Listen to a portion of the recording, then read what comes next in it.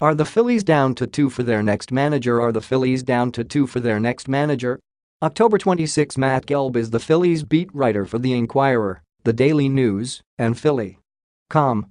A graduate of Central Bucks High School West and Syracuse University, he covered the Phillies from 2010 to 2014 with a one-year tour on the Metro desk between baseball assignments. The Phillies spent more than 4 weeks culling opinions and ideas from around the baseball world about what their future dugout leader should embody in an era when front offices wield more influence over field managers than ever before. It led them to a 42-year-old farm director who epitomizes modern baseball. Gabe Kapler will become the next Phillies manager, according to a source.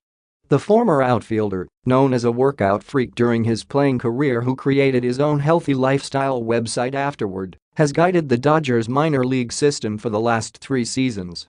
His combination of playing and front office experience, with a deep appreciation for analytics, convinced the Phillies to hire an unconventional outside perspective. But in the current baseball climate, Kapler's ascension is logical. The Phillies believe he can be the proper conduit between a data-driven front office and young clubhouse. Kapler can espouse virtues based both in numbers and his experiences. An official announcement could come Monday. FanRag Sports first reported the Phillies were likely to pick Kapler. It's an audacious hire, one that pushes the Phillies to a progressive extreme the franchise has never occupied. The immediate test will be Kapler's control of a clubhouse and his in-game tactics, given his scant experience in both areas. He has coached or managed for just 1 season, in 2007, at a low-level Boston affiliate. His hiring of a pitching coach will be critical. Kapler will be the Phillies' youngest manager since Terry Francona, who was 38 when he was hired before the 1997 season. The Phillies selected Kapler over Dusty Wathan, a more traditional option. Wathan, 44, managed in the Phillies minors for the last decade and possessed an intimate knowledge about much of the current roster. He could join Kapler's staff as bench coach or third base coach. Kapler played parts of 12 major league seasons with 6 teams and was on the field in 2004 as a late-game replacement when the Red Sox won a championship for the first time in 86 years. He played half a season in Japan. He retired, managed in the minors as a 31-year-old, then unretired and played 3 more seasons in the majors. The Phillies will entrust him to be the public face of a franchise with growing expectations.